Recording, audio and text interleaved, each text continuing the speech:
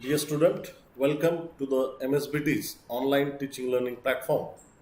Myself, Professor Harish Ringe, working as head of the department at CSMSS College of Polytechnic, Kanchanwadi, Aurangabad. Here we are for studying building construction subject, and in this we are studying construction of superstructure topic. So till now, we have gone through the other content related to the brick masonry and stone masonry, and in this session, we are going to study about compare stone masonry with brick masonry on the basis of the given criteria. So these are the learning objectives that you are going to take away from this session. The first one is you will know the requirement of good brick masonry, then you will know the requirement of good stone masonry. What are the precautions to be taken while construction of stone masonry and precautions to be taken while construction of brick masonry. So these are the contents that we are going to learn in this session. So these are the contents exactly what we are going to study in our lecture. So we are going to study about the requirements of good brick masonry, requirement of good stone masonry, and precautions to be taken while going for constructions of brick masonry and construction of stone masonry. And lastly, we will go for a comparison of brick masonry and stone masonry dependent on studying these all the contents. We are going to compare both the masoneries which will be more suitable for our construction work. This is the concept map, how the particular the session is dealing with. We are studying about the building construction, and as we have seen, these 6 are the different units that we have to study in building construction. And now we are dealing with this select the suitable type of masonry for building structure, in which we have already studied about these 4 contents, and now we are here and going to study about the compare stone masonry with the brick masonry on the basis of given criteria. Okay, so now just let's have a brief idea about the requirements of the good brick masonry. So what do you mean? What are the exactly requirements of good brick masonry? Because when you are going for a construction of brick masonry, every person dealing with this, or a civil engineer, should be aware about the requirements. What exactly the requirements are there for providing a good quality of brick masonry. So the first one is the brick should be as per specification, means whatever the dimension we are considering. If we are considering the standard size of brick is 19 by 9 by 9, and it should be a properly fired. So it should be of having the proper quality and proper standard. Then brick should be well burned, sound and hard. Means when you are using a brick for brick masonry, then it should be a well burned. It should not be a overburned or less burned, and it should be sound and hard. The brick should have a uniform size and shape. The shape of the particular brick should be in a proper manner. The proper rectangular shape, whatever 19 by 9 by 9 centimeter we are considering, that should be a proper size and shape. The brick should be soaked well in water before use for masonry work. As we know that the brick is made up of clay, and that's why it should be properly soaked. Else what will happen when we are going for a construction? At that time, the water from mortar will be soaked by brick, and therefore the proper bonding could not be possible in between mortar and bricks, and that's why whenever you are going for construction of brick masonry, your brick should be properly soaked. The brick should be so laid that their frogs should face upwards. As we have seen in last lectures, the frogs are playing very much important role in bonding of the bricks with the mortar, and that's why whenever you are going for a construction of brick masonry, every brick should be laid with their frogs facing upwards. Then brick bats should be avoided. Means when if you are constructing a wall, and in that case you are having a length particular length where full length brick can be used.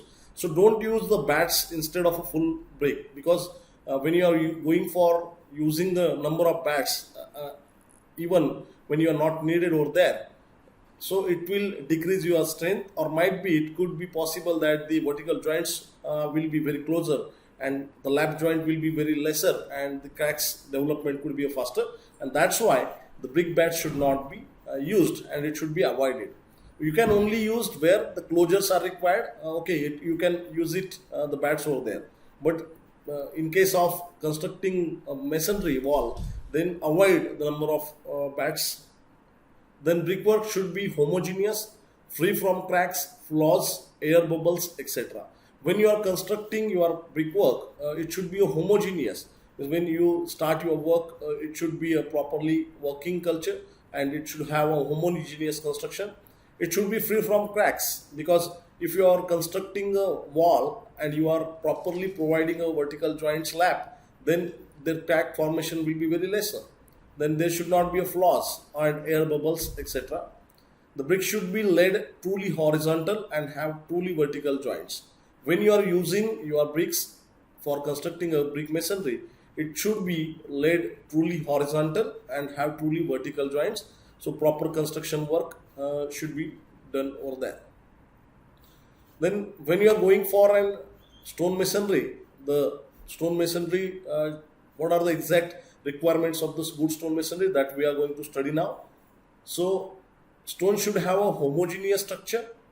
As we know that the stones are quarried from the quarries, natural quarries, and that's why you should take a particular care that that stone, whatever you are using, it should have a homogeneous structure. The stone should be a strong, hard, tough, close grained, and should be of uniform texture. When you are using any kind of the material or selecting a stone, that should have a strong, hard, tough, and close grained and should be of uniform texture. This should be a checked when you are taking or selecting a stone for your stone masonry.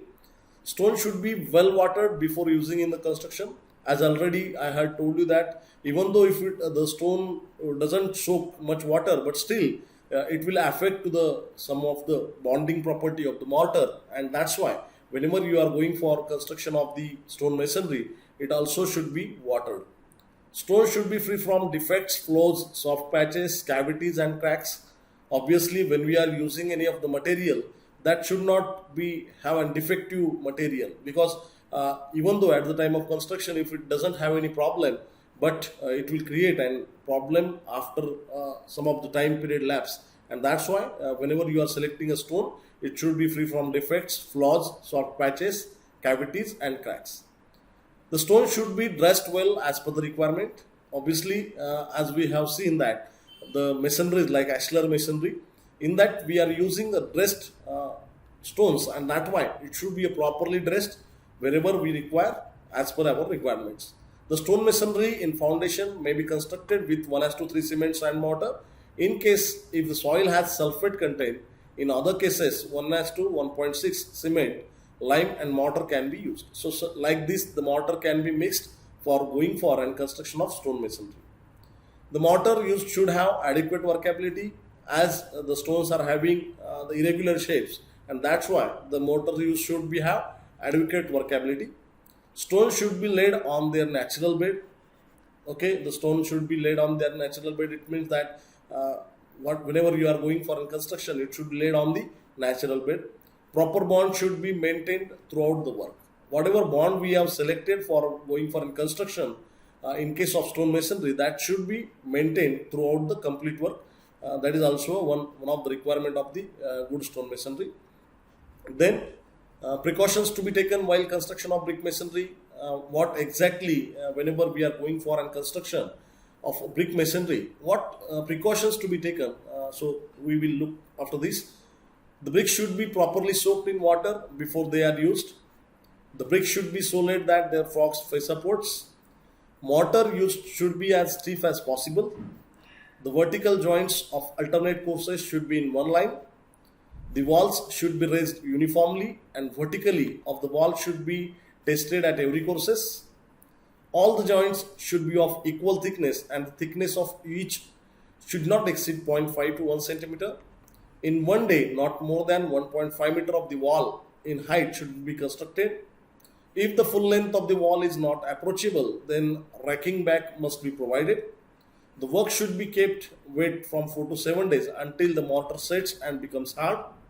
When a main wall is to be connected to a cross wall, recess called 2 things should be left in alternate courses to allow the two walls to be bonded with each other. So these are the precautions to be taken while going for a construction of brick masonry. Like you can see that whenever you are going for a construction of brick masonry, obviously the brick should be soaked. When you are going for brick masonry, the frog should be facing upwards for a proper bonding work.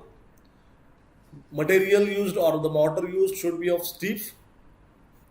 The vertical joints, whenever we are providing, that should have and alternate courses should be in a one line to maintain the verticality of the or the vertical line of the joints. The wall should be raised uniformly and vertically, as we have seen that the level and line should be maintained. As we know that the thickness of the mortar plays a very important role, and it affects the verticality or the horizontality of the wall, and that's why it is also mentioned that the thickness of the mortar should not be more than, or it should be in between 0.5 to 1 centimeter. As 1.5 meter of wall should be constructed at one time, because when we are going for construction more than 1.5 meter, the weight of the wall is going to be increased and it might affect the bonding of the lower portion. And also, if in another way, if we consider the one person can work up to 1.5 meter without any of the scaffolding, and that's why this is there. Then these are the general things that the 4 to 7 days curing should be done. And when you are going for an construction of the long length, the racking back should be done so that the further length construction of work can be done on another day. So these are the precautions to be taken while going for and brick masonry. Then we will see about precautions to be taken while construction of stone masonry. The stones used in masonry should be well seasoned, hard, tough, uniform in texture. Stones used should be free from defects, as already we have discussed that no crack should be there, cavity should not be there. Proper bond should be maintained throughout the stone masonry. The vertical joint should be staggered. The vertical surface should be truly in plumb. The stones to be used in masonry must be well watered before use. The masonry work should be cured for at least 2 weeks.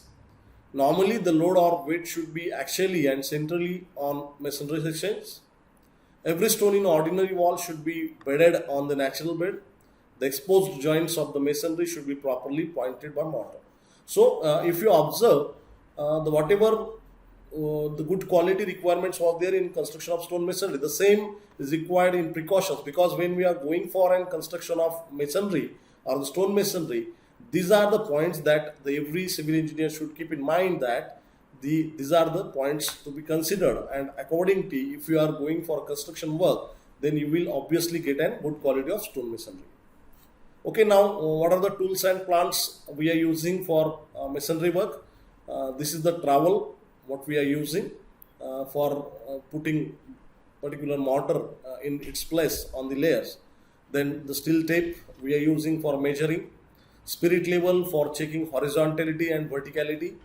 Line and pins are the line is being used for checking the horizontality of the line of the brick masonry. Outside corner and trowel are for checking the inner corner and outer corner verticality. Inside corner trowel, this is shown in detail. The water level is to check the verticality of the horizontal line of the masonry work. Then the boning rods. The boning rods are for checking your 90 degree, or the if you are interested to cross check the construction work, is properly doing or not with reference to the horizontal or vertical line, then the boning rods can be used. Then setting out square or mason square, when you are working on any of the corner places where you are supposed to check your 90 degree angle, means if you are constructing a wall perpendicular to any of the vertical wall, then you can take a right angle or cross check the right angle at that portion with the square. Then the plumb rule and plumb mop, these are used again for checking the verticality of the masonry work. Spade, the spade is used to take the material like mortar, sand and mixing purpose. Mortar pan, the mortar pan is nothing but the pan which is used for carrying the mortar. Then jointer, this particular jointer is used to provide a grooving in between the joints in brick masonry. Then the bevel, bevel is to check the angle, or if you are supposed to put an angle in any of the wall, you are interested to put in into any angle, then the bevel can be used for checking that angle. Pickaxe is used to go for digging or excavation purpose. Crowbar, the crowbar is used to removal of the nails or any of the purposes. Mash hammer is used for, you can say that this mash hammer is used for the compaction purpose. Mallet or wooden hammer is used to dressing of the stone masonry. Then dummy or iron hammer again used for the placing the proper stones. Chisels are using for dressing of the stone masonry or the stones. Wood handle chisels are again used for dressing and giving a proper shape to the stones. This is drafting chisel again used for the dressing of the stones. Scabbling hammer. Scabbling hammer is again used for the chiseling or the putting and force on the chisels. Waller's hammers. These all are the hammers types are being used, and chisels are being used for dressing and giving proper shape to the stones. This is the tool chisel, boaster, spalling hammer, pitching tool for providing and pitching. This pitching tool is being used. Gauge is used for measuring the distance. Punch, if you are interested to put and punch on the stones that you are using, so you can use this punch tool. Now let us discuss about the comparison. So it is less stronger than the stone masonry. The brick masonry is less stronger than the stone masonry, whereas the stone masonry is stronger than the brick masonry. The brick masonry is the cheaper in place where clay is available in abundance, whereas the stone masonry is cheaper in places where stone is available in abundance. According to the availability of material, these are the cheaper material wherever it is available. The brick masonry offer better fire resistance than stone masonry, as it is already fired and burnt, and that's why it is made up of clay, and that's why it gives a fire resistance. Stone masonry offers less fire resistance according to the or compared to the brick masonry. The brick masonry gives less aesthetic view, whereas stone masonry gives more aesthetic view than the brick masonry. It is less watertight than stone masonry because it is made up of clay and it holds the water, and that's why it is less watertight, whereas the stone masonry is more watertight than brick masonry. The mortar required in brick work is less because the properly shaped bricks we are using, and that's why it will require a lesser jointing, whereas the mortar required for stone masonry is high or more because the jointing and the shape of the stones is not in proper manner, and that's why the mortar required will be more. The cost of construction is less than the stone masonry in case of the brick masonry, and cost of the construction is more than the brick masonry in case of stone masonry. It does not require skilled labor because all the shapes and sizes are fixed. But in case of the stone masonry, it requires skilled labors. Dressing is not required for masonry, brick masonry, because the well-shaped bricks we are having on our side, and wherever dressing is required in case of stone masonry. The brick lifting devices are not required because it's are having a lesser weight than the stones, but whereas stone lifting devices are required.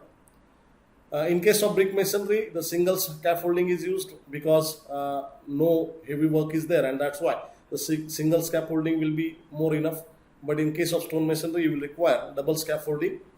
And in case of brick masonry, as it is made up of clay, it will require plastering to avoid the entrance of the water. But in case of stone masonry, the plastering is not required. So this is what the comparison of brick masonry and stone masonry we have seen. Now let us check with the word problem that could be asked in the examination. So explain in detail precautions to be observed in brick masonry construction.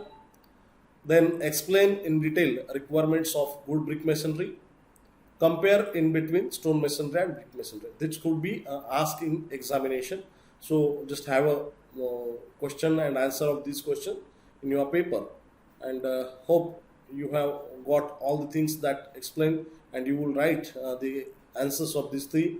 Then state the precautions to be observed in stone masonry construction. Okay, so hope you have understood all the content that explained in this session. Keep watching and keep learning on MSBT's online teaching learning platform. Thank you very much.